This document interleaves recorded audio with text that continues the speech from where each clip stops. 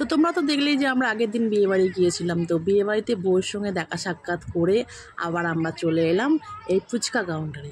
ফুচকা কাউন্টারে এবার আমার সব লেডি গ্যাংরা ঢুকলো। ঢোকার পরেই ফুচকা খাওয়া শুরু করে দিয়েছি। আর ফুচকাটা বানাচ্ছিল পাড়ারই এক দাদা। ওনার ফুচকাটা খেতে কিন্তু খুব স্বাদ হয়, আর সেই জন্যই আমরা চলে এলাম। কিন্তু আমি বেশি ফুচকা খাইনি, 3টে থেকে 4টের মতন আমি ফুচকা খেয়েছিলাম। ফুচকাটা খুব সুস্বাদু বানায় উনি। তারপর বেশি ফুচকা খেলাম না, আবার পরের বেলা স্টার্টারগুলো তো আছে, ওগুলোও খেতে হবে। আবার নেক্সট ইভেন্টে চলে এলাম হচ্ছে চিকেন পকোড়া থেকে। আর চিকেন পকোড়া তোমরা জানো অদ্ভি খেতে খেতে খুব পছন্দই করে। ও আবার এক বাটি নিয়ে বসে পড়েছে। ও এই চিকেন পকোড়া খেলে আর বিয়েবাড়িতে কিছু খেতে চায় না। আর চিকেনটা খেতে খুব টেস্ট হয়েছিল। চলো এবার পকোড়া খাওয়া যাক। থেকে আমরা বেরিয়ে চলে এলাম নিচের দিকে। আর নিচে এসে দেখলাম যে ফাঁকা ফাঁকাই রয়েছে, কারণ ভেতরে তোমরা তো দেখলেই পর চলে এসেছিলো, ভিড় হয়ে গিয়েছিল, তাই অদ্ভি থাকতে চাইছিল। পাশেরই একটা দোকান থেকে আমি আবার মেয়েকে আইসক্রিম কিনে দিলাম। আর এদিকে যেহেতু নিচে অনেকটা সময় ছিল, কি করব, তো আমি আমার হাজব্যান্ডের সঙ্গে একটু মজা করছিলাম, রিল টিল তোলার ব্যবস্থা করছিলাম যে রিল করব বলে। তো রিল তো আর হলো না, আর এই বন্ধু বান্ধবের সঙ্গে হাসি ঠাট্টা করে সময়টা কাটাতে লাগলাম। তারপরে আমার মেয়েকে এবার চলে এলাম হচ্ছে খাওয়া দাওয়ার কাউন্টার।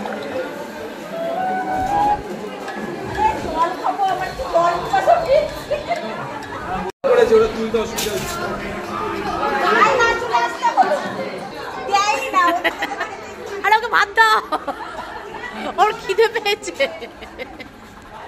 আমার 2 দিন ধরে কিছু খাইনি ও। এই যে ভাত আমার শেষ হয়ে গেল ওর বেলায়।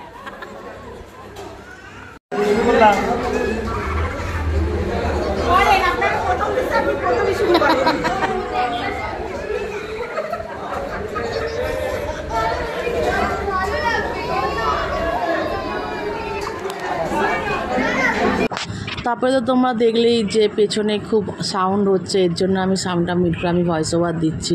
আর এদিকে পাতে পড়ে গেল হচ্ছে মাছের মাথা দিয়ে ডাল, ওদিকে আলু ভাজাটা, আর এদিকে হচ্ছে তোমার অদ্ভি ফোন।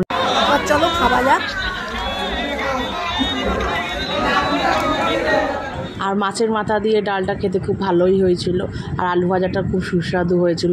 ওটা দিয়ে আমি অদ্বিকে খাওয়াতে লাগিয়েছিলাম। প্রথমে আগে টেস্ট করে নিয়েছিলাম যে ঝাল হয়েছে কি না, তারপরে আলু ভাজা দিয়ে খাওয়ার পরেই চলে এসেছিলো কাতলা মাছের পেটি নিয়ে নিয়েছিলাম, কারণ অদ্বিকে যেহেতু পেটিতে কাটা নেই, তো ওটা দিয়ে দাও ভাতটা খেতে পারবে, তাই জন্য আমি মেয়েকে ওকে ভাতটা খাইয়ে দিচ্ছিলাম। আবার খাবারগুলো কিন্তু প্রত্যেক কটাই সুস্বাদু হয়েছিল। এই গরমের মধ্যে ওরা প্লেন রাইস আর ভাত ডাল করেছিল, আর রান্নাগুলো হচ্ছে হালকা ফুলকা, মানে খেলে কোনো সাইড এফেক্ট হবে না।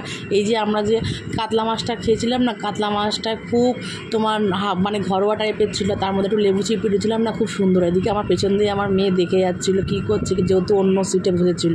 আর এদিকে হচ্ছে আমার ছোটো মেয়ে চুপচাপ ফোনে লেগেছিলো, কিন্তু বেশি খাইনি যেহেতু পকোড়াটা। যেহেতু অদ্বিকে খাওয়াচ্ছিলাম, আমারও একটু খেতে অসুবিধা হচ্ছিলো। এদিকে ক্যামেরাও তোমাদেরকে দেখানোর জন্য ক্যামেরাও করতে হচ্ছিলো, ওই জন্য তাও সবার মধ্যে দিয়েই ভালোই হয়েছিল। এরপরে চলে এলো চিকেনটাও হয়েছিল খুব হালকা ফুলকা। তো আমার মেয়ে আবার চিকেন কিন্তু খায়নি, ও মাছ দিয়েই ভাতটা খাচ্ছিল, কিন্তু বেশি গাল খায়নি। আর ওকে একটু ফোনের মধ্যে ব্যস্ত করে রেখেছিলাম, নাহলে এপাশ ওপাশ দৌড়াবে, ওর বাবাও খেতে পারবে না, নাহলে আমিও খেতে পারবো না। আর একসঙ্গে না বসলে আবার ওর জন্য ওয়েট করতে হবে, এই জন্য ওকে আলু ভাজা আর ডাল দিয়ে বসিয়ে রেখে দিয়েছিলাম খাওয়ানোর জন্য। যখন ও খুব খেতে চাইছিল না, তখন ওকে পাঁপড় ভাজা দেওয়া হয়েছিল। তারপরেই চলে এলো সিজনালি আমের চাটনিটা। আর আমের চাটনিটার মধ্যে আমি একটু লেবু দিয়ে দিলাম না, তো খেতে পুরো চুমু হয়েছিল। তার সঙ্গে আমি খেয়ে নিয়েছিলাম পাঁপড় দিয়ে খেতে কিন্তু দারুণ হয়েছিল, মানে অসাধারণ লাগছে। তুমি আমার মুখের এক্সপ্রেশনটা দেখে হয়তো বুঝতে পারছো। কম খাওয়া যাও না,